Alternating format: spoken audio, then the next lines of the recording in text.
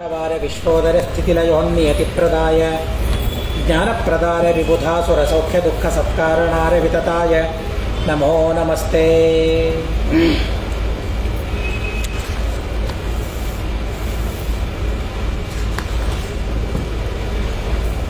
ಪರೀಕ್ಷಿತ್ ರಾಜನಿಗೆ ಹಸ್ತಿನಾವತಿಯನ್ನು ಒಪ್ಪಿಸ್ತಾರೆ. ಸ್ತ್ರೀಯರನ್ನು ಅಪಹಾರ ಮಾಡಿದ ಮ್ಲೇಚ್ಛರನ್ನು ಸಂಹಾರ ಮಾಡಬೇಕು ಅಂತ ಪರೀಕ್ಷಿತ ರಾಜನಿಗೆ ಆದೇಶವನ್ನು ಮಾಡ್ತಾರೆ. ಪಾಂಡವರೆಲ್ಲರೂ ಕೂಡ ಮಹಾಪ್ರಸ್ಥಾನಕ್ಕೆ ಸಿದ್ಧರಾಗ್ತಾರೆ. ಸಮಯಂ ಪರಿರಕ್ಷಿತ್ತಿ ನಪಾರ್ಥೈರೇವ ತತ್ಕೃತಂ ವಾಸುದೇವ ಪದಾಸ್ಪೃಷ್ಟ ಭೂಕಂಟಕ ಸಮುದ್ರತಿ ಸಮಯ ಪಾಂಡವಾನಾಂಭಿ ತಸ್ಸೈವಾನುಗತಿ ಪರಂ.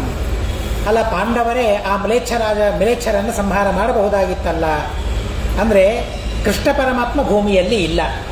ಕೃಷ್ಣ ಪರಮಾತ್ಮ ಭೂಮಿಯಲ್ಲಿ ಇಲ್ಲದೇ ಇದ್ದಾಗ ಭೂಭಾರ ಹರಣವನ್ನು ನಾವು ಮಾಡಬಾರದು ಅಂತ ಅವರು ಸಂಕಲ್ಪ ಮಾಡಿಕೊಂಡಿದ್ದಾರೆ. ಆದ್ದರಿಂದಾಗ ನಾವು ಅದನ್ನು ಮಾಡೋದು ಬೇಡ ಅಂತ ಹೇಳಿ ಆ ಪರೀಕ್ಷಿತ್ ಮಹಾರಾಜನಿಗೆ ಆ ಕರ್ತವ್ಯವನ್ನು ಒಪ್ಪಿಸ್ತಾರೆ.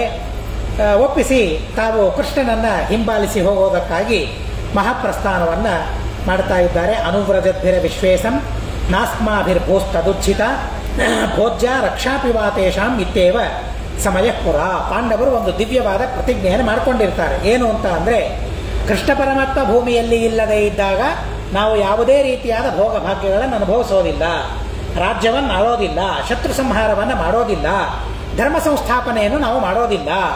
ಈಗ ಕೃಷ್ಣ ಇರುವ ತನಕ ನಾವಿಲ್ಲ ಈ ಎಲ್ಲ ಸತ್ಕರ್ಮಗಳನ್ನು ಮಾಡಬೇಕು ಅಂತ ಅವರು ಪ್ರತಿಜ್ಞೆಯನ್ನು ಮಾಡಿದ್ರು ಅಂತನ್ನೋದಕ್ಕಾಗಿ ಅವರು ಸಾಮ್ರಾಜ್ಯವನ್ನು ತೊರೆದು ಪರೀಕ್ಷಿತನಿಗೆ ಒಪ್ಪಿಸಿ ತಾವು ಹೊರಡ್ತಾ ಇದ್ದಾರೆ. ತತ್ರ ಕಾಲಿ ಭೀಮಭಾರ್ಯ ವೈಷ್ಣವಂ ಯೋಗಮಾಸ್ಥಿತ ಕೃಷ್ಣದೈಕತ್ವಮಾಪನ್ನ ತ್ಯಕ್ತ್ವ ದೇಹಂತು ಮಾನುಷಂ. ಪಾಂಡವರೆಲ್ಲ ಪ್ರಯಾಣ ಮಾಡ್ತಾ ಇರೋ ಸಂದರ್ಭದಲ್ಲಿ ಭೀಮಸೇನ ದೇವರ ಹೆಂಡತಿಯಾದ ಕಾಳಿದೇವಿ, ಅವಳು ಸಾಕ್ಷಾತ್ ಭಾರತೀ ದೇವಿ ಅಂತ ಹಿಂದೆ ಹೇಳಿದ್ದಾರೆ. ಹೀಗಾಗಿ ಆ ಕಾಳಿದೇವಿ ಆ ಯೋಗದಿಂದ ತಾನು ದ್ರೌಪದಿ ದೇವಿಯ ದೇಹದೊಳಗೆ ಸೇರ್ಕೊಂಡ್ಬಿಡ್ತಾಳೆ. ದ್ರೌಪದಿ ದೇವಿಯ ವಿದುರ ಹೇಗೆ ಯುಧಿಷ್ಠಿರನ ದೇಹದಲ್ಲಿ ಸೇರಿಕೊಳ್ತಾನೆ, ಹಾಗೆ ಆ ಕಾಳಿದೇವಿ ತಾನು ಆ ಮಾನುಷ ದೇಹವನ್ನು ಪರಿತ್ಯಾಗ ಮಾಡಿ ದ್ರೌಪದಿ ದೇವಿಯ ಜೊತೆಗೆ ಐಕ್ಯವನ್ನು ಹೊಂದುತ್ತಾಳೆ. ಸುಭದ್ರಾದ್ಯಾಸ್ತು ಯಾ ಭಾರ್ಯಾ ಪಾರ್ಥಾನಾಂತು ತದಾಗ್ನಜ ಯುಯುತ್ಸುಶ್ಚಾತ್ರ ಶಿಕ್ಷಾರ್ಥಂ ಪೌತ್ರಸ್ಯೈವಾವಸನ್ ಪುರೇ. ಸುಭದ್ರ ಮೊದಲಾಗಿರತಕ್ಕಂತಹ ಪಾಂಡವರ ಹೆಂಡತಿಯರು ಯುಯುತ್ಸು ಇವರೆಲ್ಲರೂ ಕೂಡ ಪಾಂಡವರ ಅನುಮತಿ ಇತ್ತು, ಪಾಂಡವರ ಆದೇಶ ಇತ್ತು ಅಂತನ್ನೋದಕ್ಕಾಗಿ ಪರೀಕ್ಷಿತ್ ರಾಜನಿಗೆ ಮಾರ್ಗದರ್ಶನವನ್ನು ಮಾಡಬೇಕು, ರಾಜ್ಯವನ್ನು ಹೇಗೆ ಆಳಬೇಕು ಇತ್ಯಾದಿ ವಿಷಯಗಳನ್ನು ತಿಳಿಸಿಕೊಡಬೇಕು ಅಂತ ಹೇಳಿ ಅವರೆಲ್ಲರೂ ಕೂಡ ಹಸ್ತಿನಾವತಿಯಲ್ಲಿಯೇ ಅವರು ಉಳಿದುಕೊಂಡು ಬಿಡ್ತಾರೆ. ಸಂತ್ಯಜ್ಯ ರಾಜಚಿಹ್ನಾನಿ ವೈಷ್ಣವಂ ಯೋಗಮಾಸ್ಥಿತಾ ವೀರಾಧ್ವಾನಂ ಯಜುಸ್ಸರ್ವೇ ಕೃಷ್ಣದಾಸ ಪಾಂಡವಾಹ. ರಾಜನ ಚಿಹ್ನೆಗಳು ಏನೇನಿವೆ, ಕಿರೀಟ ಮುಂತಾದ ಚಿಹ್ನೆಗಳು, ಕಿರೀಟ ಕವಚ ಇತ್ಯಾದಿ ಚಿಹ್ನೆಗಳ ಆಭರಣಗಳೇನಿರ್ತದೆ ಆ ಎಲ್ಲ ಆಭರಣಗಳನ್ನು ಪರಿತ್ಯಾಗ ಮಾಡ್ತಾರೆ.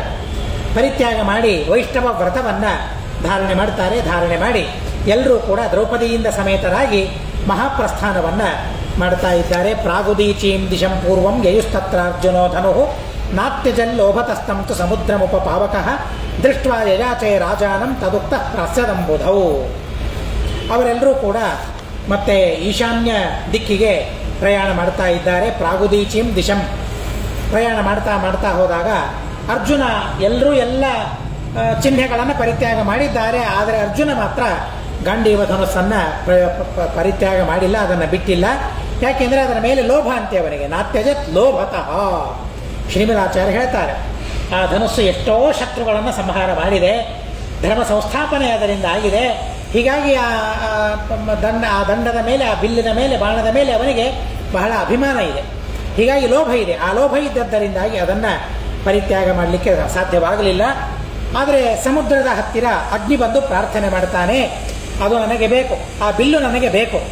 ವರುಣನಿಂದ ಅದನ್ನು ತಂದು ಅಗ್ನಿ ಸಮರ್ಪಣೆ ಮಾಡಿದ್ದ ಅರ್ಜುನನಿಗೆ, ಹೀಗಾಗಿ ನಾನು ಮತ್ತೆ ಅದನ್ನು ವರುಣನಿಗೆ ಕೊಡಬೇಕಾಗಿದೆ. ಆದ್ದರಿಂದಾಗ ಆ ಬಿಲ್ಲು ಗಾಂಡಿವ ಧನುಷ ನನಗೆ ಬೇಕು ಅಂತ ಕೇಳಿದಾಗ ಯುಧಿಷ್ಠಿರನಿಗೆ ಬಂದು ಕೇಳ್ತಾನೆ. ಅರ್ಜುನನಿಗೆ ಕೇಳಿದರೆ ಕೊಡ್ತಾನೋ ಬಿಡ್ತಾನೋ, ಯುಧಿಷ್ಠಿರನಿಗೆ ಹೇಳಿದರೆ ಆದೇಶ ಮಾಡ್ತಾನೆ, ಹೀಗಾಗಿ ಕೊಡಬಹುದು ಅಂತ ಹೇಳಿ ಧರ್ಮರಾಜನಿಗೆ ಪ್ರಾರ್ಥನೆ ಮಾಡಿದಾಗ ಧರ್ಮರಾಜನ ಆದೇಶದಂತೆ ಅದನ್ನು ಸಮುದ್ರದಲ್ಲಿ ಹಾಕಿಬಿಡುತ್ತಾನೆ. ವರುಣ ಅದನ್ನು ಸ್ವೀಕಾರ ಮಾಡ್ತಾನೆ. ಪ್ರಾತಿಭಾವ್ಯಂತು ವರುಣೇ ನಿಸ್ಥೀರ್ಯಾಗ್ನಿರದೃಶ್ಯತಾಂ ಯಯೌ ತೇಪೇಯು ಕ್ಷಿಪ್ರಂ ಪ್ಲವಂತಹ ಸಪ್ತವಾರಿಧೀನ್ ಅಹೋಭಿಃ ಸಪ್ತಭಿರ್ಯೋಗಂ ಸಮಾರೂಢಾಃ ಪ್ರದಕ್ಷಿಣಂ ಕೃತ್ವಾ ಕ್ವಚಿತ್ ಅಸಜ್ಜಂತಹ ಆಸೇದುರ್ಗಂಧಮಾದನಂ. ವರುಣ ಅಗ್ನಿ ವರುಣನ ಕಡೆಯಿಂದ ಅದನ್ನು ಇಸ್ಕೊಂಡಿರ್ತಾನೆ. ಹೀಗಾಗಿ ಅದೊಂದು ಋಣ ಇರ್ತದೆ. ವರುಣನ ಋಣ ಅಗ್ನಿಗೆ ಇರ್ತದೆ. ಯಾವಾಗ ಈ ಧನುಸ್ಸನ್ನು ಮತ್ತೆ ವರುಣನಿಗೆ ಕೊಟ್ಟು ಬಿಡ್ತಾನೆ, ಆ ಋಣದಿಂದ ಉನ್ಮುಕ್ತನಾಗ್ತಾನೆ ಅಗ್ನಿ. ಅದನ್ನು ಅವರಿಗೆ ಕೊಟ್ಟು, ನೋಡಪ್ಪ ನಿನ್ನ ಕಡೆಯಿಂದ ಇಸ್ಕೊಂಡಿದ್ದೆ, ಮತ್ತೆ ನಿನಗೆ ಕೊಟ್ಟಿದ್ದೇನೆ, ತಲುಪಿಸಿದ್ದೇನೆ ನಿನ್ನ ವಸ್ತು ನನಗೆ ಅಂತ ಹೇಳಿ ಅವರಿಗೆ ಹೇಳಿ, ಮತ್ತೆ ಅಗ್ನಿ ಅಲ್ಲಿಂದ ಅದೃಶ್ಯನಾಗ್ತಾನೆ. ಅಗ್ನಿ ಅದೃಶ್ಯನಾಗಿಬಿಡ್ತಾನೆ. ಪಾಂಡವರು ಕೇವಲ 7 ದಿವಸದಲ್ಲಿ 7 ಸಮುದ್ರಗಳನ್ನು ದಾಟ್ತಾರೆ ಅಂತ ಹೇಳ್ತಾರೆ ಯೋಗ ಬಲದಿಂದ.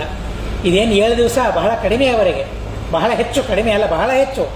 ಇನ್ನೂ ಕಡಿಮೆ ಸಂದರ್ಭದಲ್ಲಿ ಸಮಯದಲ್ಲಿ ಅವರು ಆ ಪ್ರದಕ್ಷಿಣೆ ಮಾಡುವ ಸಾಮರ್ಥ್ಯ ಅವರಿಗೆ ಇದೆ. 7 ಸಮುದ್ರಗಳನ್ನು ದಾಟ್ತಾರೆ. ಸಮಗ್ರವಾದ ಭೂಮಿಯನ್ನು ಪ್ರದಕ್ಷಿಣೆ ಮಾಡಿ ಗಂಧಮಾದನ ಪರ್ವತಕ್ಕೆ ಅವರು ಬರ್ತಾರೆ. ಅತ್ರ ನಾರಾಯಣ ಕ್ಷೇತ್ರೇ ತೇಷಾಂ ತನ್ವೋಪತಂಕ್ರಮಾತ್ ದ್ರೌಪದಿ ಸಹ ದೇವಾದಿ ಪಂಚಾನಾಂ ತತ್ರ ಮಾರುತಿ ಸದೇಹ ನಾಕಾನಿಚ್ಛತ್ವಾ ದೇಹ ಪ್ರಪತನಂ ಹಿತತ ತೇಷಾಮಿಹೇತಿ ಯಾಥಾರ್ಥ್ಯಂ ಜಾನನ್ ಪಪ್ರಚ್ಛ ಧರ್ಮಜಂ ಖೇನ ಖೇನಾಪತದ್ದೇಹ ದೋಷೇಣ ಇತಿ ಕ್ರಮಾತ್. ಅವರು ಆ ನಾರಾಯಣನ ಕ್ಷೇತ್ರವಾದ ಗಂಧಮಾದನ ಪರ್ವತಕ್ಕೆ ಅವರು ಬಂದಾಗ ಕ್ರಮವಾಗಿ ಅವರ ದೇಹಗಳು ಕೆಳಗೆ ಬೀಳ್ತವೆ. ಅರ್ಥಾತ್ ದೇಹ ಪತನ ಆಗ್ತದೆ. ಅವರು ದೇಹವನ್ನು ಬಿಟ್ಟು ತಾವು ಹೋಗಬೇಕಾದ ಲೋಕಕ್ಕೆ ಅವರೆಲ್ಲರೂ ಹೋಗ್ತಾ ಇದ್ದಾರೆ.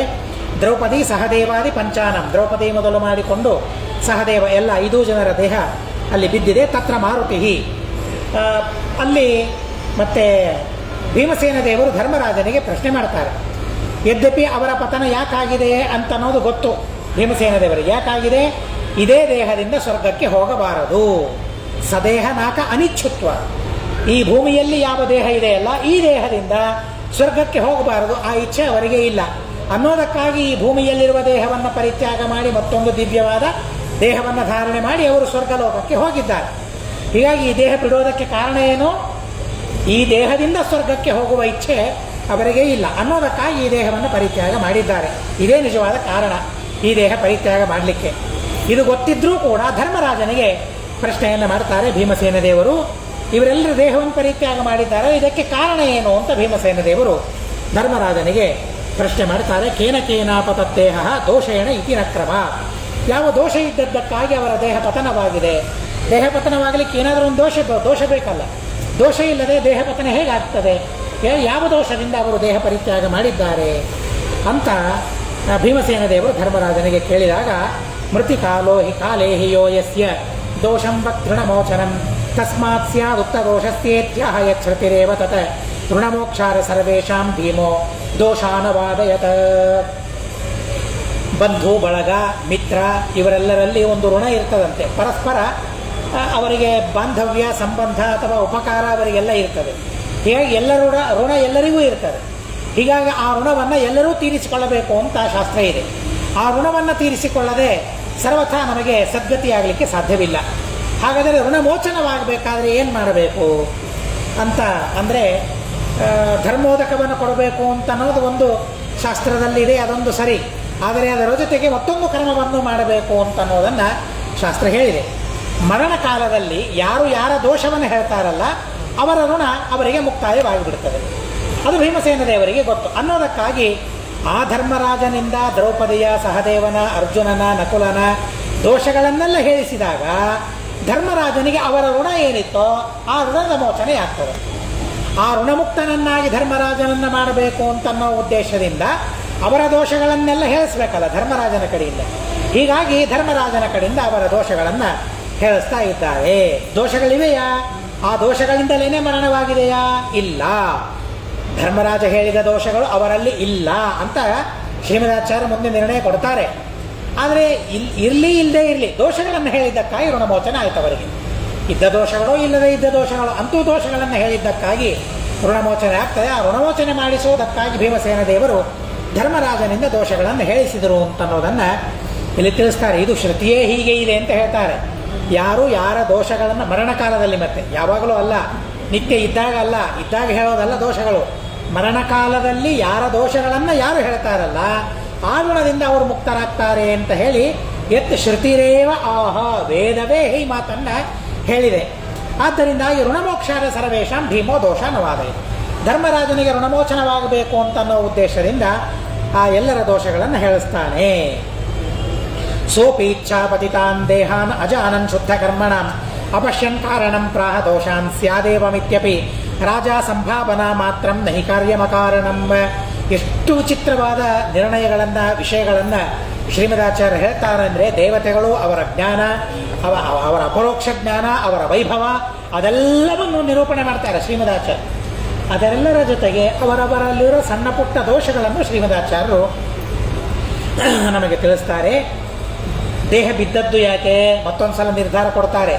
ದೇಹ ಬಿದ್ದದ್ದು ಯಾಕೆ? ಇಚ್ಛಾಪತಿತಾನ್, ಅವರವರ ಇಚ್ಛೆಯಿಂದ ಅವರವರ ದೇಹ ಬಿದ್ದಿದೆ ಹೊರತು ದೋಷದಿಂದ ದೇಹ ಪತನವಾದದ್ದಲ್ಲ. ಇದು ಶ್ರೀಮದಾಚಾರ್ಯ ನಿರ್ಣಯ.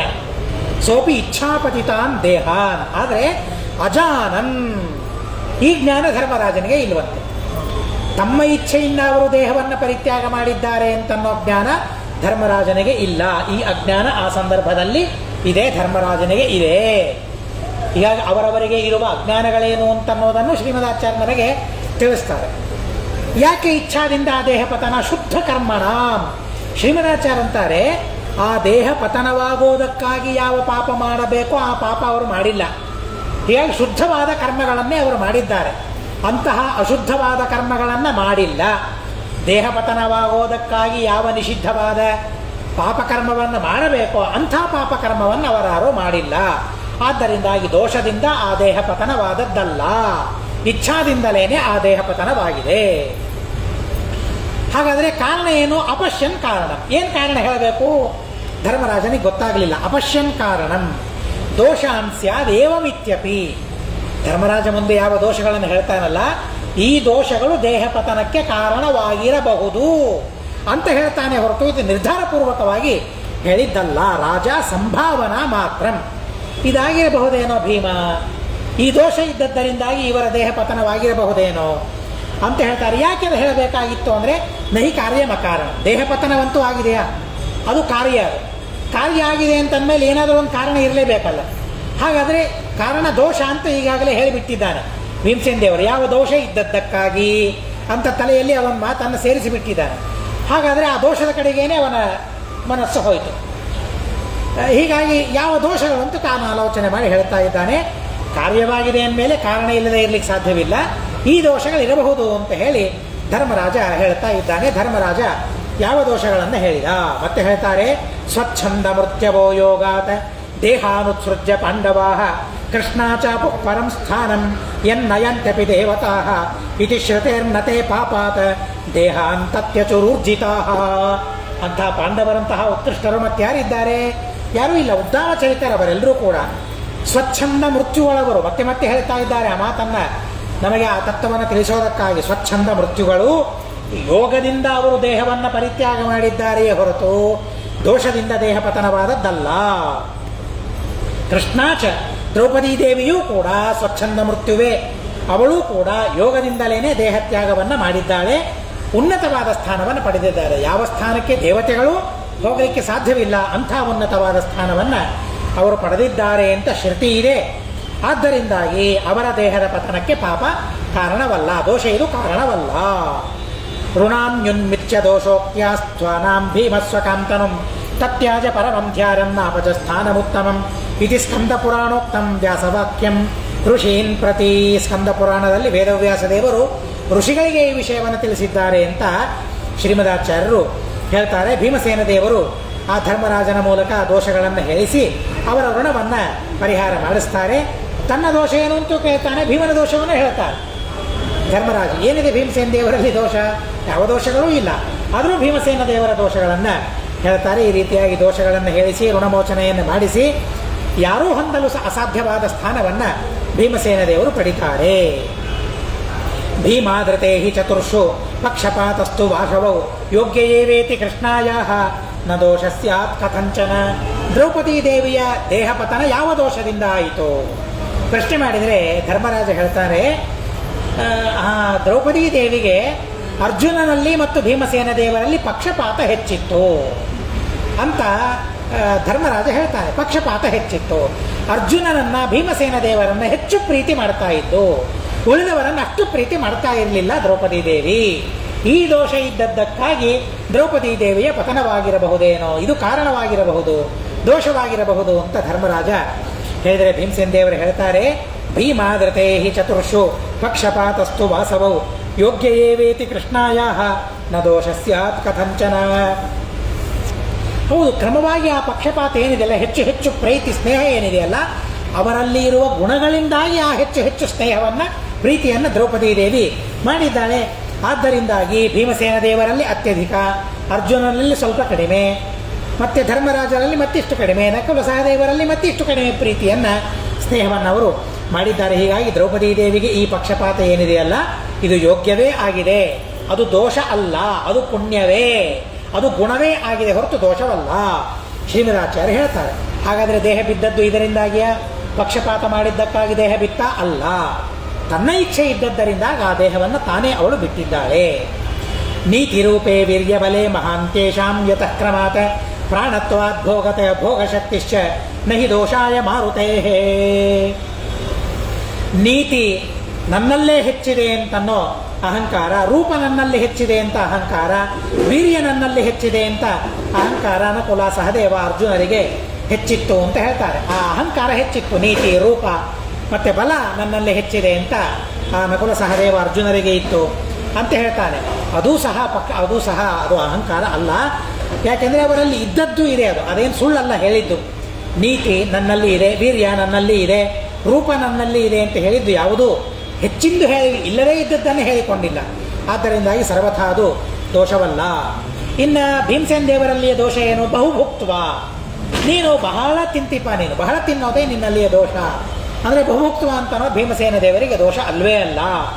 ಧರ್ಮರಾಜನ ದೃಷ್ಟಿಯಲ್ಲಿ ಬಹುಭುಕ್, ಆದರೆ ಭೀಮಸೇನ ದೇವರ ದೃಷ್ಟಿಯಲ್ಲಿ ಅದು ಅಷ್ಟು ತಿಂದರೂ ಇನ್ನೂ ಹಸಿವೆ ಹಾಗೆ ಇರ್ತಿತ್ತು ಅವರಿಗೆ. ಅಷ್ಟನ್ನು ಸುಲಭವಾಗಿ ಜೀರ್ಣ ಮಾಡಿಕೊಳ್ತಾ ಇದ್ರು. ಅಜೀರ್ಣ ಅಂತ ಒಂದು ದಿವಸ ಆದರೂ ಹೇಳಿದ್ರೆ ಭೀಮಸೇನ ದೇವರು ಇಲ್ಲ, ಉಳಿದವರು ಹೇಳಿದರೆ ಹೊರತು ಉಳಿದವರಿಗೆ ಆ ದೋಷ ಬರ್ತದೆ ಹೊರತು ಭೀಮಸೇನ ದೇವರಿಗೆ ಅಜೀರ್ಣದ ದೋಷವೇ ಪ್ರಸಕ್ತಿಯೇ ಇಲ್ಲ. ಯಾರಿಗೆ ಅಜೀರ್ಣದ ಪ್ರಸಕ್ತಿ?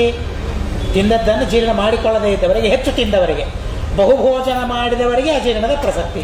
ಅಜೀರ್ಣದ ಪ್ರಸಕ್ತಿಯೇ ಭೀಮಸೇನ ದೇವರಿಗೆ ಇಲ್ಲ. ಇನ್ನು ಹೆಚ್ಚು ತಿಂದವರಲ್ಲಿ ಆಲಸ್ಯಾದಿಗಳಿರ್ತವೆ. ಹೆಚ್ಚು ತಿಂದವರಲ್ಲಿ ಆಲಸ್ಯ, ಯಾವಾಗಲೂ ನಿದ್ರೆ ಮಾಡ್ತಾ ಇರೋದು ಅಥವಾ ಬೇಸರ ಇತ್ಯಾದಿ ಗುಣಗಳೆಲ್ಲ ಅವರಲ್ಲಿ ಇರ್ತದೆ. ಬಹುಭೋಜನ ಮಾಡಿದ ಭೀಮಸೇನ ದೇವರಲ್ಲಿ ಅದಿತ್ತ ಇಲ್ಲ. ಬಹುಭುಕ್ತ್ವ ಅಂತ ಅನ್ನೋದು ಎಷ್ಟೋ ದೋಷಗಳಿಗೆ ಕಾರಣವಾಗ್ತದೆ. ಆದರೆ ಭೀಮಸೇನ ದೇವರಲ್ಲಿ ಆ ತರಹದ ಯಾವ ಭಾವನೆಗಳು ದೋಷಗಳು ಇದ್ದಿದ್ದಿಲ್ಲ. ಆದ್ದರಿಂದಾಗಿ ಬಹುಭುಕ್ತ್ವ ಅಂತ ಅನ್ನೋದು ಭೀಮಸೇನ ದೇವರಲ್ಲಿ ದೋಷ ಅಲ್ಲ. ನಹಿ ದೋಷಾಯ ಮಾರುತೇಹೇ ಯಥಾ ಸ್ವರೂಪ ವಿಜ್ಞಾನ ಆತ್ಮನ್ಯಪಿನ ದೋಷಕೃತ ಇತಿ ವ್ಯಾಸ ಸ್ಮೃತೇ ಏಷಾಂ ಉಕ್ತ ದೋಷೋದ್ಭವ ಕಥಂ. ಯಥಾಸ್ವರೂಪ ವಿಜ್ಞಾನ, ತನ್ನಲ್ಲಿ ಏನಿದೆ ಅಷ್ಟು ತಿಳಿದರೆ ಅದು ಸರ್ವಥಾ ಅಹಂಕಾರವಾಗೋದಿಲ್ಲ, ಅದು ದೋಷವಾಗೋದಿಲ್ಲ ಅಂತ ವ್ಯಾಸಸ್ಮೃತಿ ಇದೆ. ಆದ್ದರಿಂದಾಗಿ ಅರ್ಜುನ ಆಗಲಿ, ನಕುಲ ಆಗಲಿ, ಸಹದೇವ ಆಗಲಿ, ನನ್ನಲ್ಲಿ ನೀತಿ ಇದೆ, ನನ್ನಲ್ಲಿ ರೂಪ ಇದೆ, ನನ್ನಲ್ಲಿ ಪರಾಕ್ರಮ ಇದೆ ಅಂತ ಹೇಳಿಕೊಂಡ್ರೆ ದೋಷ ಏನದು? ಇಲ್ಲದೇ ಇದ್ದದ್ದನ್ನು ಹೇಳಿಕೊಂಡಾಗ ಮಾತ್ರ ಅದು ದೋಷವಾಗ್ತದೆ ಅಂತ ವ್ಯಾಸಸ್ಮೃತಿಯಲ್ಲಿ ಹೇಳಿದ್ದರಿಂದಾಗಿ ಮತ್ತೆ ಅವರ ಯಾವ ಮಾತುಗಳು ಕೂಡ, ನಕುಲಾದಿಗಳ ಯಾವ ಮಾತುಗಳು ಕೂಡ ಅಹಂಕಾರ ಅಂತ ಆಗಲಿಲ್ಲ. ಕದಾಚಿದತಿಮಾನೋಪಿ ತ್ರಯಾಣಾಮೇಶು ಜಾಯತೆ ತಥಾಪಿ ತತ್ಫಲಂ ನೈತತ್ ತಾರತಮ್ಯಂ ಹಿ ಮುಕ್ತಿಗಂ. ಶ್ರೀಮದಾಚಾರ್ಯ ಅಂತಾರೆ, ಹಾಗಾದರೆ ಎಂದೂ ಅಹಂಕಾರ ಬರಲಿಲ್ವಾ ಅವರಿಗೆ? ಆದರೆ ಬಂತು. ಕದಾಚಿತ್ ಅತಿಮಾನ, ಕೆಲವು ಸಲ ಅತಿಯಾದ ಮಾನ, ಇಲ್ಲದೇ ಇದ್ದದ್ದನ್ನು ತಿಳಿದರವರು ನಕುಲ ಸಹದೇವ ಅರ್ಜುನ. ಅಹಂಕಾರ ಅವರಿಗೆ ಬಂತು. ಅಹಂಕಾರ ಪ್ರಶಮನ ಮಾಡುವುದಕ್ಕಾಗಿ ಕೃಷ್ಣ ಪರಮಾತ್ಮ ಎಷ್ಟೆಷ್ಟೋ ವ್ಯಾಪಾರಗಳನ್ನು ಮಾಡಿದ್ದನ್ನು ನಾವು ಕಾಣುತ್ತೇವೆ. ಹೀಗಾಗಿ ಅತಿಮಾನಾದಿಗಳು ಅರ್ಜುನಾದಿಗಳಲ್ಲಿ ಕದಾಚಿತ್ ಇವೆ, ಇಲ್ಲ ಅಂತ ಅಲ್ಲ. ಆದರೆ ಆ ಅತಿಮಾನಾದಿಗಳು ದೇಹಪತನಕ್ಕೆ ಕಾರಣವಲ್ಲ. ಈ ದೇಹಪತನಕ್ಕೆ ಕಾರಣವಾದದ್ದು ಅತಿಮಾನ ಅಲ್ಲ ಅಂತ ಹೇಳ್ತಾರೆ. ತಥಾಪಿ ತತ್ಫಲಂ ನೈತತ್ ತಾರತಮ್ಯಂ ವಿಮುಕ್ತಿಗಂ. ಹಾಗಾದರೆ ಆ ಅತಿಮಾನಾದಿಗಳು ದೋಷ ಅಲ್ಲ. ಆ ದೋಷಗಳಿಂದ ಏನಾಯಿತು?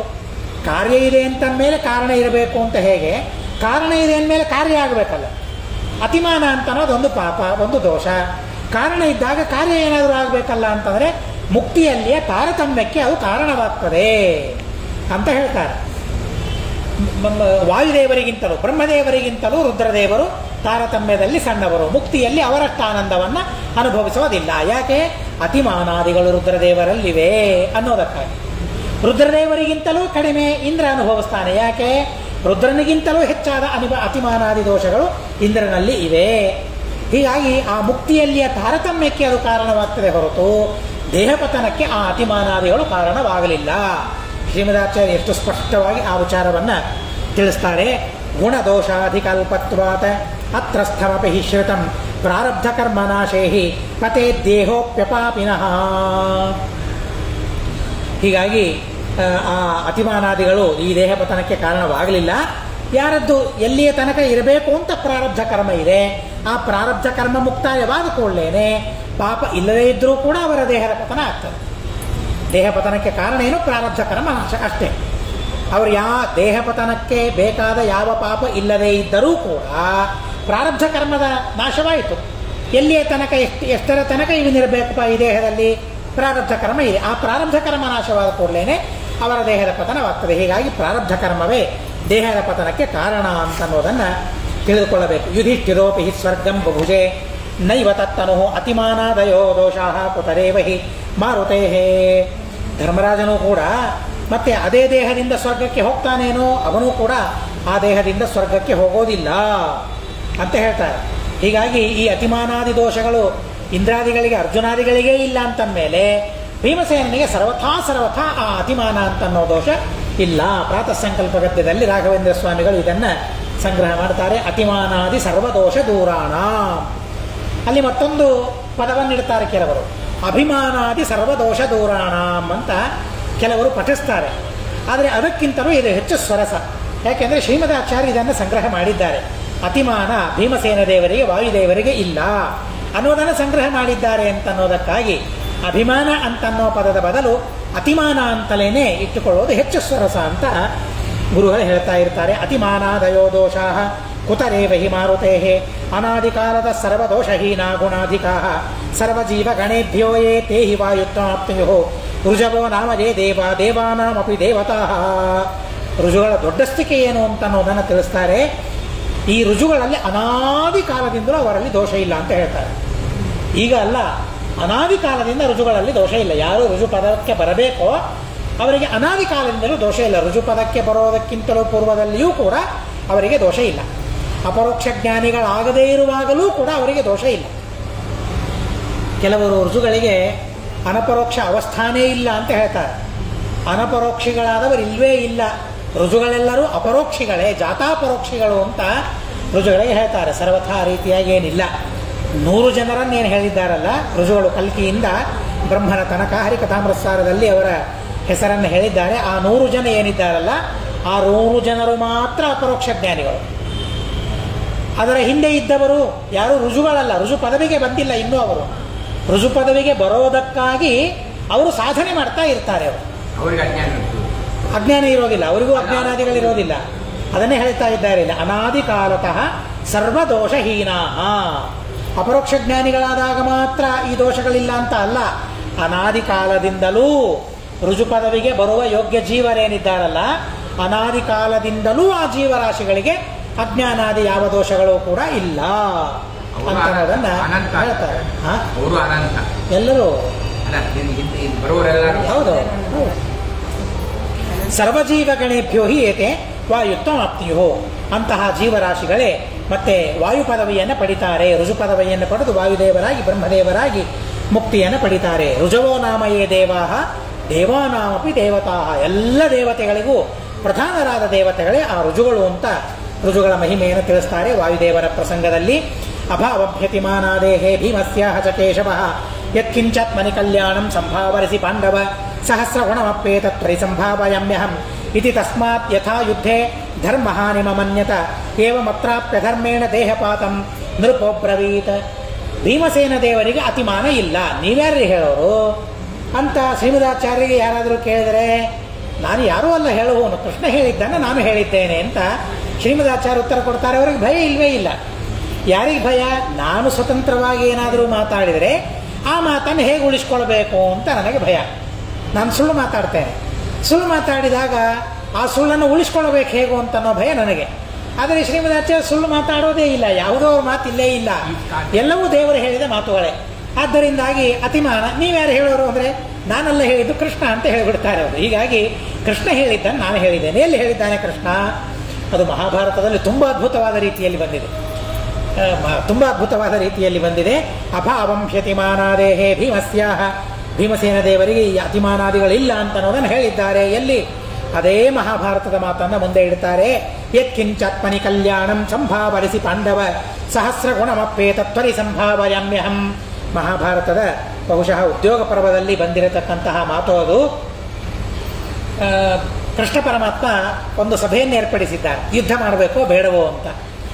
ಆ ಸಂದರ್ಭದಲ್ಲಿ ಎಲ್ಲರೂ ಯುದ್ಧ ಮಾಡಬೇಕು ಅಂತ ಹೇಳ್ತಾ ಇರಬೇಕಾದ್ರೆ ಆವಾಗ ಮತ್ತೆ ಭೀಮಸೇನ ದೇವರಿದ್ದಾನೆ ಅಂತ ಹೇಳ್ತಾರೆ, ಬೇಡ ಯುದ್ಧ ಬೇಡ ಅಂತ ಹೇಳಿಬಿಡ್ತಾರೆ. ಅದೊಂದೇ ಸಂದರ್ಭ ಯುದ್ಧ ಬೇಡ ಅಂತ ಹೇಳಿದ್ದು. ಭೀಮಸೇನ ದೇವರು ಯುದ್ಧ ಬೇಡ ಅಂತಂತಾರೆ. ಯಾಕಪ್ಪ ಯುದ್ಧ ಬೇಡ ಅಂತ ಇದ್ದಿ ಅಂದರೆ ಮಾಸ್ಮನೋ ಭರತ ನಶನ್, ಏನವರಿಗೆ ನಮ್ಮ ಭರತ ವಂಶದಲ್ಲಿ ಹುಟ್ಟಿದವರಿಗೆ ನಾಶವಾಗೋದು ಬೇಡ ಅಂತ. ಬಹಳ ದೊಡ್ಡ ವಂಶ ಭರತ ವಂಶ, ಈ ಭರತ ವಂಶದಲ್ಲಿ ಹುಟ್ಟಿದವರಿಗೆ ನಾಶ ಆಗೋದನ್ನು ನಾನು ಹೇಗೆ ಒಪ್ಪಲಿ, ಯುದ್ಧ ಬೇಡ ಅಂತ ಅಂದಾಗ ಭೀಮಸೇನ ದೇವರ ಅಭಿಪ್ರಾಯ ಏನು ಅಂತ ಈಗ ಎಲ್ಲ ಜನರಿಗೆ ತಿಳಿಸೋ ಪ್ರಸಂಗ ಕೃಷ್ಣನಿಗೆ ಬಂತು. ಭೀಮ ಹೆದರಿದ್ದಾನೆ ಅಂತ ಎಲ್ಲ ಜನ ತಿಳಿದುಬಿಟ್ರು. ಈಗ ಮತ್ತೆ ಕೃಷ್ಣ ಪರಮಾತ್ಮ ಕೇಳ್ತಾನೆ, ಯಾಕಪ್ಪ ಹೆದರಿಕೆ ಆಯ್ತಾ, ಯುದ್ಧ ಬೇಡ ಅಂತ ಇದ್ದಿ ಅಂತ ಆದಾಗ ಭೀಮಸೇನ ದೇವರು 2 ತೋಳುಗಳನ್ನು ತೋರಿಸಿ ಹೇಳ್ತಾರೆ ಎಲ್ಲರಿಗೆ, ಕೃಷ್ಣನಿಗೆ ತೋರಿಸಿ ಅಲ್ಲ, ನನ್ನ ಈ 2 ತೋಳುಗಳಿಂದ ಈ ಪ್ರಪಂಚವನ್ನೇ 2 ಭಾಗ ಮಾಡಿ ತಾಳವಾಗಿ ಕೈಯಲ್ಲಿ ಹಿಡಿದು ಕೊಟ್ಟುವ ಸಾಮರ್ಥ್ಯ ನನಗೆ ಇದೆ, ನನಗೇನು ಭಯ, ನನಗೆಲ್ಲಿಯೇ ಭಯ ಅಂತ ಸಭೆಯಲ್ಲಿ ಅವನು ಹೇಳಿದಾಗ ಅದರ ಮುಂದೆ ಕೃಷ್ಣ ಪರಮಾತ್ಮ ಈ ಮಾತನ್ನು ಹೇಳ್ತಾನೆ. ಭೀಮ, ನೀನೇನು ಹೇಳಿದೆಯಲ್ಲ ನಿನ್ನ ಸಾಮರ್ಥ್ಯವನ್ನು, ಅದು ನೀನು ಅಣುವಷ್ಟು ಹೇಳಿಕೊಂಡದ್ದು, ನಿನ್ನ ಸಾಮರ್ಥ್ಯವನ್ನು ಪೂರ್ಣ ಹೇಳ್ಕೊಂಡಿಲ್ಲ. ಯತ್ಕಿಂಚ ಆತ್ಮನಿ ಕಲ್ಯಾಣಂ ಸಂಭಾವರಿಸಿ ಪಾಂಡವ, ನಿನ್ನಲ್ಲಿ ಎಷ್ಟು ಗುಣ ಇದೆ ಅಂತ ನೀನು ಹೇಳ್ಕೊಳ್ತಾ ಇದ್ದೀಯಲ್ಲ, ಸಹಸ್ರ ಗುಣಮಪ್ಪೇ ತತ್ವೈ ಸಂಭಾವಯಾಮ್ಯಂ, ನೀನು ಹೇಳಿದ್ದಕ್ಕಿಂತಲೂ 1000 ಪಟ್ಟು ಹೆಚ್ಚು ನಿನ್ನಲ್ಲಿದೆ ಅಂತ ನನಗೆ ಗೊತ್ತು ಅಂತ ಕೃಷ್ಣ ಪರಮಾತ್ಮ ಹೇಳ್ತಾನೆ. ಹೀಗಾಗಿ ಅಲ್ಲಿ ಹೇಳಿತು ಅಹಂಕಾರ ಅಂತ ಅಲ್ಲಿಯ ಜನರಿಗೆ ಕೆಲವರಿಗೆ ಅನಿಸ್ತು. ಎಷ್ಟು ಅಹಂಕಾರ ಇವನಿಗೆ, ಭೀಮಸೇನ ದೇವರಿಗೆ ಇಡೀ ಪ್ರಪಂಚ ತಾಳ ಮಾಡ್ಕೊಳ್ತಾನಂತೆ, ಕೊಡ್ತಾನಂತೆ. ಇವನೇನು ಕೊಡ್ತಾನೆ ಮನಸ್ಸಿನಲ್ಲಿ ಅಂದ್ಕೊಂಡ್ರು, ಜೋರು ಅನ್ನಲಿಲ್ಲ, ಧೈರ್ಯ ಇಲ್ಲ ಕೆಲವರಿಗೆ. ಆದರೆ ಭೀಮಸೇನ ದೇವರ ಆ ಮಾತಿಗೆ ಅನುಮೋದನೆ ಮಾಡ್ತಾ ಕೃಷ್ಣ ಪರಮಾತ್ಮ ಹೇಳ್ತಾನೆ, ಇದೊಂದು ಪ್ರಪಂಚ ಇದೆ ಅಂತ 2 ಭಾಗ ಮಾಡ್ತೀಯಪ್ಪ, ಇಂಥದ್ದು ಕೋಟಿ ಪ್ರಪಂಚ ಬಂದರೂ ಸಹ ಅದನ್ನು 2 ಭಾಗ ಮಾಡಿ ತಾಳ ಕೊಟ್ಟುವಷ್ಟು ಸಾಮರ್ಥ್ಯ ನಿನಗೆ ಇದೆ, ಇದನ್ನು ನನಗೆ ಗೊತ್ತು, ಉಳಿದವರು ಯಾರಿಗೂ ಗೊತ್ತಿಲ್ಲ ಅಂತ ಭೀಮಸೇನ ದೇವರ ಸಾಮರ್ಥ್ಯವನ್ನು ಕೃಷ್ಣ ಪರಮಾತ್ಮ ಹೇಳ್ತಾನೆ ಮಹಾಭಾರತದಲ್ಲಿ ಭೀಮನ ಬಗ್ಗೆ ಬರ್ತದೆ ಮೊದಲಿಂದಲೇ ಶುರುವಾಗ್ತದೆ, ಪ್ರಾರಂಭದಿಂದಲೇ ಶುರುವಾಗ್ತದೆ. ಸಣ್ಣ ಸಣ್ಣ ಮಾತುಗಳಲ್ಲಿ ಶುರುವಾಗ್ತದೆ, ಅರ್ಥವಾಗೋದಿಲ್ಲ, ಗೊತ್ತಾಗೋದಿಲ್ಲ.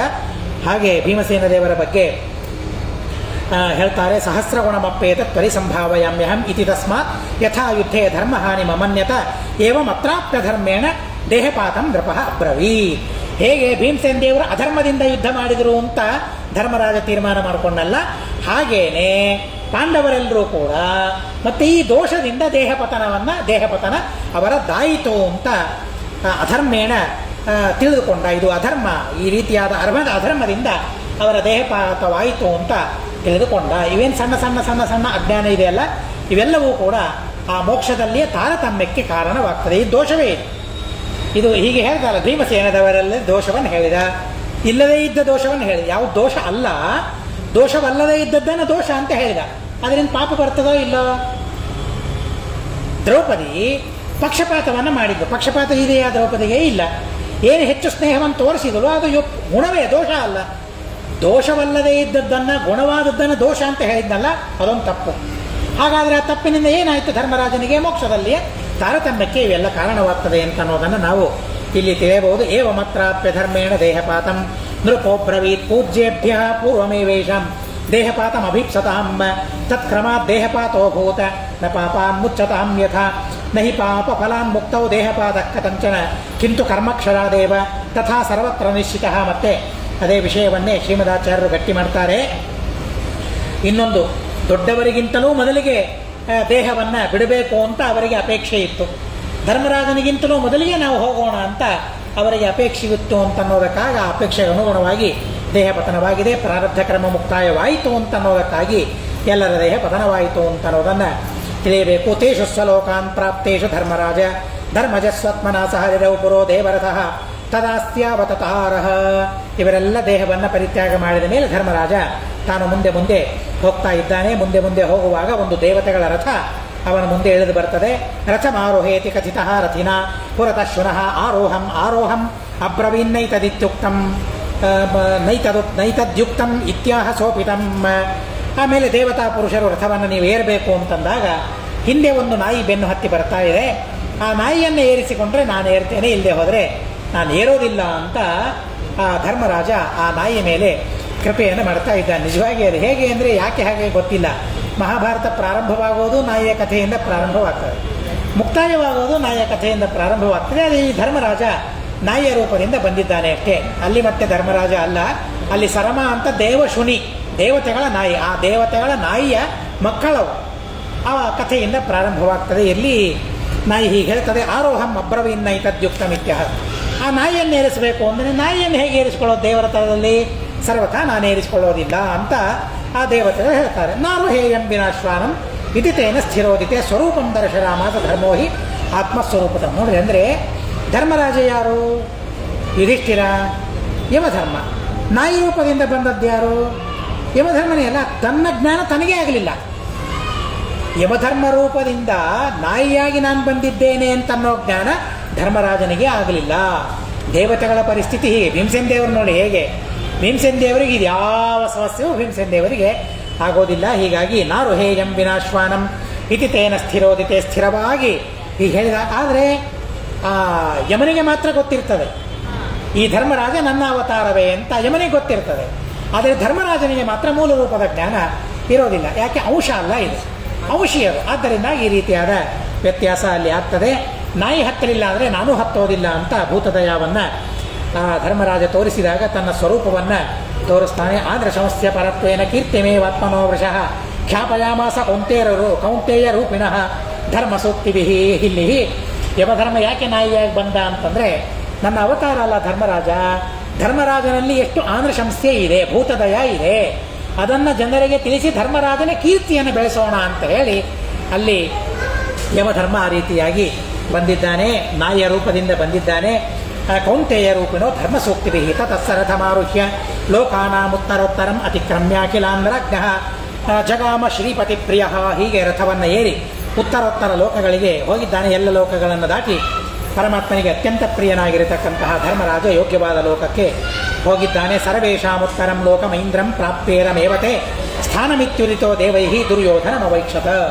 ಎಲ್ಲ ಲೋಕಗಳನ್ನು ದಾಟಿ ಇಂದ್ರನ ಲೋಕಕ್ಕೆ ಹೋದಾಗ ಅಲ್ಲಿರತಕ್ಕಂತಹ ದೇವತೆಗಳು ಹೇಳ್ತಾರೆ, ಇದು ನಿಮ್ಮ ಸ್ಥಾನ ಅಂತ ಒಂದು ಸ್ಥಾನಕ್ಕೆ ಕರೆದುಕೊಂಡು ಬಂದು ಆ ಸ್ಥಾನದಲ್ಲಿ ಧರ್ಮರಾಜನನ್ನು ಇಳಿಸ್ತಾರೆ. ಇಳಿಸಿದ ಕೂಡಲೇ ಅಲ್ಲಿ ದುರ್ಯೋಧನ ಕಾಣಿಸಿಬಿಡ್ತಾನೆ. ದೇವೈಹಿ ದುರ್ಯೋಧನಮವೈಕ್ಷತ ಸಭ್ರಾತ್ರಕಂ ಜ್ವಲಂತಂಚ ಸರ್ವೇಷಾಮುಪರಿಸ್ಥಿತಂ ತಂ ದೃಷ್ಟ್ವಾ ಪರಮಕ್ರುದ್ಧಃ ನಿಮಿಲ್ಯ ನಯನೇ ಶುಭೇ. ಅಂದರೆ ಆ ಧರ್ಮರಾಜ ದುರ್ಯೋಧನ ಹೇಗಿದ್ದಾನೆ ಅಂತಂದರೆ ಎಲ್ಲ ಪಾಂಡವರಿಗಿಂತಲೂ ಮೇಲೆ ಕುಳಿತುಕೊಂಡಿದ್ದಾನಂತೆ ಅವನು. ಅಂತಹ ಆ ದುರ್ಯೋಧನ ನೋಡ್ಲಿಕ್ಕಾಗೋದಿಲ್ಲ, ಕಣ್ಣು ಮುಚ್ಕೊಂಡು ಬಿಡ್ತಾನೆ. ಭ್ರಾತರೋ ಮೇ ಕ್ವ ಕೃಷ್ಣಾಚ ಸಕರ್ಣ ಕ್ವಚ ಬಾಂಧವಾ ದೃಷ್ಟದ್ಯುಮ್ನಾದಯ ಪುತ್ರ ಹೈಡಿಂಬಾದ್ಯಾಶ್ಚ ಸರ್ವಜಃ ಯಾದವಾಶ್ಚೇತಿ ಪಪ್ರಚ್ಛ ದೇವಾಸ್ತೆ ಚ ತಮಬ್ರುವನ್ ಕಿಂ ತೇ ತೈಸ್ವಕೃತಂ ಕರ್ಮ ಭುಜ್ಯತೇತ್ರ ನ ಚಾಪರೈಹಿ. ಹೀಗಾಗಿ ಉನ್ನತವಾದ ಸ್ಥಾನದಲ್ಲಿ ಆ ದುರ್ಯೋಧನ ಕುಳಿತಿದ್ದನ್ನು ನೋಡಿ ನನ್ನ ತಮ್ಮಂದರು ಪಾಂಡವರಲ್ಲಿ ಅಣ್ಣ ತಮ್ಮ, ಕರ್ಣ ಅಣ್ಣ ಅಲ್ಲ. ಹೀಗಾಗಿ ಕರ್ಣ, ಭೀಮ, ಇಂದ್ರ, ಅರ್ಜುನ, ನಕುಲ, ಸಹದೇವ, ದ್ರೌಪದಿ ಮತ್ತು ದೃಷ್ಟದ್ಯುಮ್ನ ಇವರೆಲ್ಲರೂ ಎಲ್ಲಿದ್ದಾರೆ, ಯಾದವರು ಎಲ್ಲಿದ್ದಾರೆ ಅಂತ ಈ ರೀತಿಯಾಗಿ ದೇವತೆಗಳಿಗೆ ಕೇಳ್ತಾರೆ. ದೇವತೆಗಳಿಗೆ ಕೇಳಿದಾಗ ದೇವತೆಗಳು ಸಮ್ಮುಗ್ಧವಾಗಿ ಹೇಳ್ತಾರೆ, ಅವರವರು ಮಾಡಿದ ಕರ್ಮವನ್ನು ಅವರವರು ಅನುಭವಿಸ್ತಾ ಇದ್ದಾರೆ ಅಂತ ಹೇಳಿಬಿಡ್ತಾರೆ. ಇತ್ಯುಕ್ತ ಆಹ ಪಾಪೋರ್ಯಂ ಪೃಥಿವೀಕ್ಷರಕಾರಕಃ ಸರ್ವಾತಿಶಂಕಿ ಮಿತ್ರಧ್ರಂಗ್ ನಾರಾಯಣ ಪರಾಂಗುಖಃ ನಾಸ್ತಿಕಃ ಅತಿಶಠಃ ಕ್ರೂರಃ ದ್ವೇಷ್ಟ ವಿಷ್ಣೋಶ್ಚ ತದ್ಭುವಾಂ ಕಥಂ ದುರ್ಯೋಧನ ಸ್ಥಾನಂ ಸರ್ವೋತ್ತಮವಾಪ್ನುವಾನ್. ಆಗ ಆ ದುರ್ಯೋಧನನ ದೋಷಗಳನ್ನೆಲ್ಲ ಧರ್ಮರಾಜ ಹೇಳ್ತಾನೆ. ಇಡೀ ಭೂಮಿ ನಾಶವಾದದ್ದೇ ಇವನಿಂದ, ಈ ದುರ್ಯೋಧನನಿಂದ. ಎಲ್ಲರಲ್ಲಿಯೂ ಶಂಕೆ ಅವನಿಗೆ. ಆಮೇಲೆ ಮಿತ್ರದ್ರೋಹ ಮಾಡಿದವನು, ನಾರಾಯಣ ಪರಾಂಗುಖ, ನಾಸ್ತಿಕ, ಮಹಾಶಠ, ಕ್ರೂರ, ಎಲ್ಲರನ್ನ ದ್ವೇಷ ಮಾಡ್ತಾನೆ, ಪರಮಾತ್ಮನ ದ್ವೇಷ ಮಾಡ್ತಾನೆ, ಭಗವದ್ಭಕ್ತರನ್ನ ದ್ವೇಷ ಮಾಡ್ತಾನೆ. ಅಂತಹ ದುರ್ಯೋಧನಿಗೆ ಇಂಥ ಉನ್ನತ ಸ್ಥಾನ ಹೇಗೆ ಸಿಕ್ತು? ಕಥಂಚ ಸರ್ವಧರ್ಮಜ್ಞ ನಾರಾಯಣ ಪರಾಯಣ ಸಂಸ್ಥಿತ ಪರಮೇ ಧರ್ಮೇ ದೃಶ್ಯಂತೇತ್ರ ನ ಮತ್ಪ್ರಿಯ. ಇಂಥ ಉನ್ನತವಾದ ಸ್ಥಾನದಲ್ಲಿ ಸರ್ವಧರ್ಮಜ್ಞರಾದ ನಾರಾಯಣ ಪರಾಯಣರಾದ ಪರಮಧರ್ಮದಲ್ಲಿ ಯಾವಾಗಲೂ ಮತ್ತೆ ರಥರಾದ ಪಾಂಡವರು ಮಾತ್ರ ನನಗೆ ಪ್ರಿಯರಾದ ಪಾಂಡವರು ಇಂತಹ ಸ್ಥಾನದಲ್ಲಿ ಉನ್ನತ ಸ್ಥಾನದಲ್ಲಿ ಕಾಣ್ತಾ ಇಲ್ಲ. ಯಾಕೆ?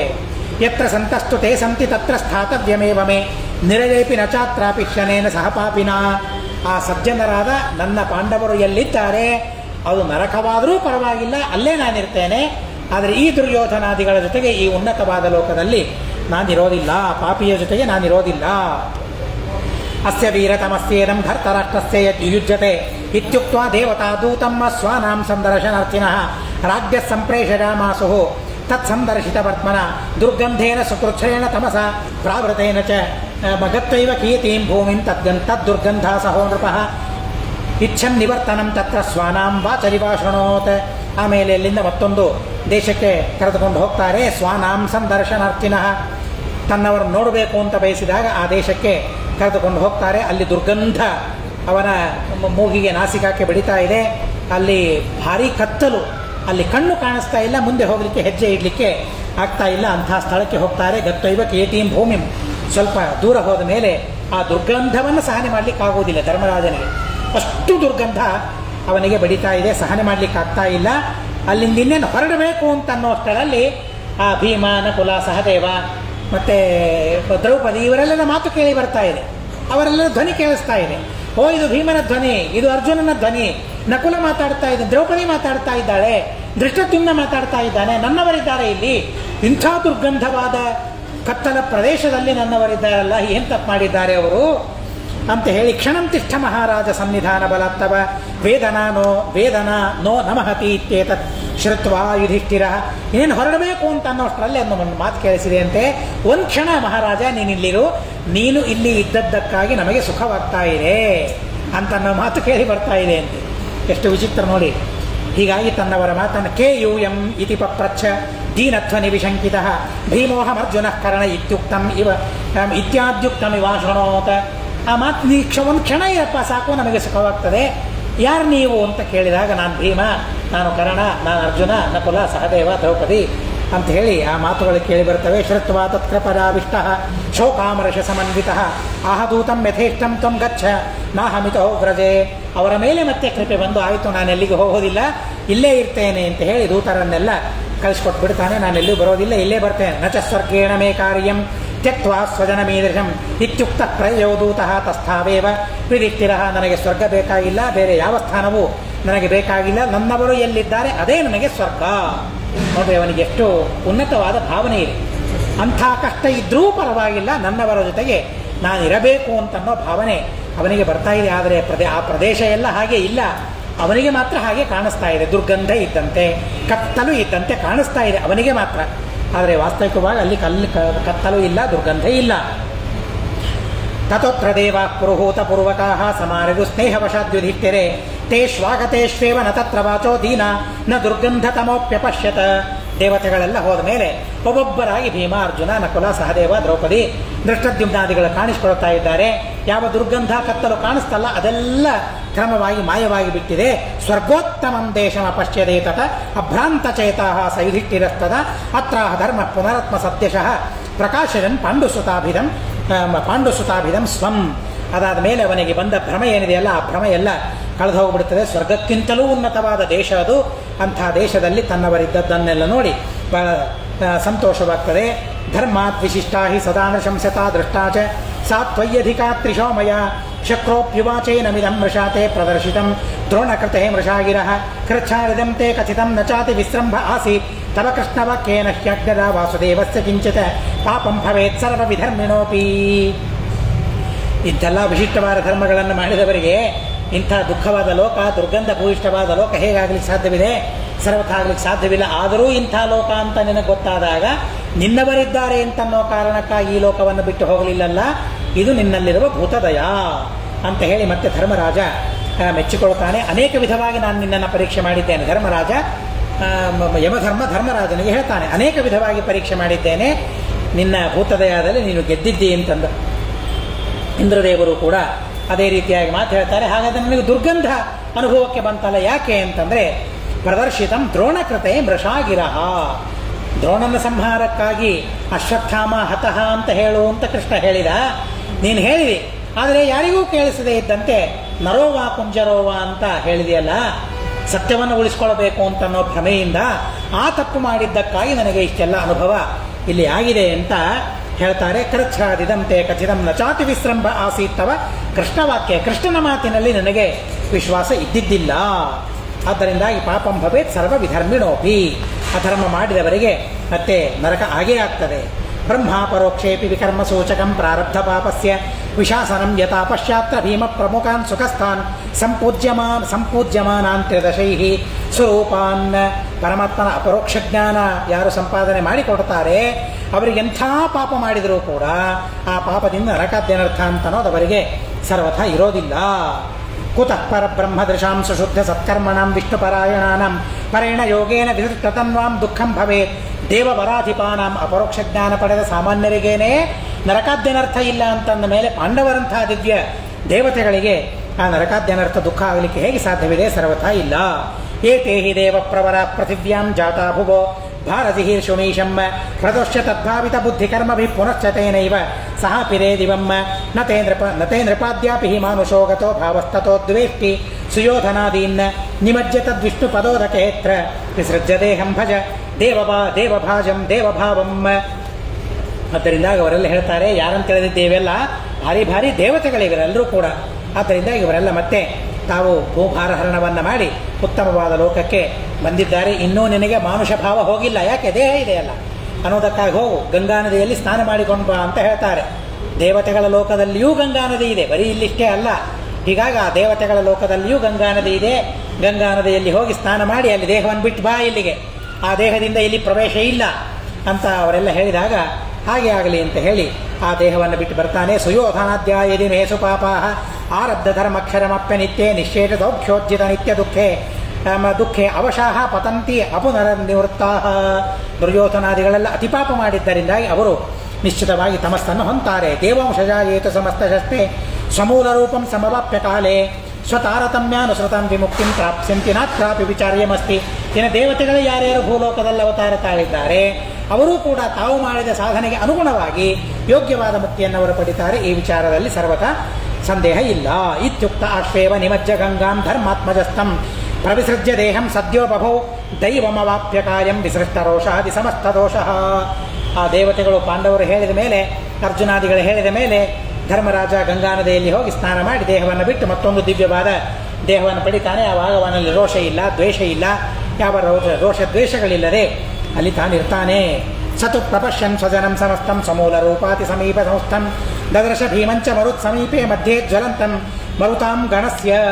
ಅಲ್ಲಿ ತನ್ನ ಎಲ್ಲ ಬಾಂಧವರನ್ನು ನೋಡ್ತಾರೆ. ಧರ್ಮರಾಜ ಇದ್ದಾನೆ, ಇಂದ್ರದೇವರಿದ್ದಾರೆ, ವಾಯುದೇವರು, ಮುಖ್ಯಪ್ರಾಣದೇವರು, ಭೀಮಸೇನ ದೇವರು ಅಲ್ಲಿ ಇದ್ದಾರೆ. ಅವರನ್ನೆಲ್ಲ ನೋಡಿ ಕೊನೆಗೆ ದ್ರೌಪದಿ ದೇವಿಯರನ್ನು ನೋಡ್ತಾರೆ. ತತ್ರ ಕೃಷ್ಣಾಮಪಿ ತತ್ಸಮೀಪೆ ಶ್ರಿಯ ಜ್ವಲಂತೀಂ ಸಮತೀತ್ಯ ಚಾನ್ಯಾಹ ಸ್ಪಷ್ಟುಂಚ ಸಂಸ್ಕಾರವಶಾದಿಯೇ ಚ ನಿಷಿಧ್ಯತಂ ಪ್ರಾಹ ಸುರಾಧಿರಾಜ. ಎಲ್ಲರನ್ನು ನೋಡಿ ಕೊನೆಗೆ ದ್ರೌಪದಿ ದೇವಿಯನ್ನು ನೋಡ್ತಾರೆ. ದ್ರೌಪದಿ ದೇವಿ ಹತ್ತಿರದಲ್ಲೇ ಭೀಮಸೇನ ದೇವರಿದ್ದಾರೆ. ಆಗ ನೇರವಾಗಿ ಹೋಗಿ ಇನ್ನೇನು ದ್ರೌಪದಿ ದೇವಿಯನ್ನು ಸ್ಪರ್ಶ ಮಾಡಬೇಕು ಅಂತ ಭಾವನೆ. ಇನ್ನೂ ನನ್ನ ಹೆಂಡತಿ ಅಂತನ್ನೋ ಭಾವನೆ ಇದೆ, ಅದು ಹೋಗಿಲ್ಲ. ಶ್ಯಾಮಲಾದೇವಿ ಅಂತಲೇ ತಿಳಿದಿದ್ದಾರೆ. ಭಾರತೀ ದೇವಿ ಅಂತನ್ನೋ ಪರಿಜ್ಞಾನ ಆ ಸಂದರ್ಭದಲ್ಲಿ ಇಲ್ಲ. ಹೀಗಾಗಿ ಸಂಸ್ಕಾರ, ಆ ಸಂಸ್ಕಾರಕ್ಕೆ ಅನುಗುಣವಾಗಿ ಸ್ಪರ್ಶ ಮಾಡೋದಕ್ಕಾಗಿ ಹೋದಾಗ ಇಂದ್ರದೇವರು ತಡಿತಾರೆ. ಏಷಾ ಹಿ ಸಾಕ್ಷಾತ್ ಜಗತಾಂ ಪ್ರಿಯಸ್ಯ ಪ್ರಾಣಾತ್ಮನೋ ಜೀವವರೇಶ್ವರಸ್ಯ ಪ್ರಾಣಪ್ರಿಯ ಶ್ರೀರಿತಿನಾಮಯಸ್ಯ ಶಮಾತ್ಮಕೇಸ್ಮಿನ್ ರಮತೆ ಯದೇಶ.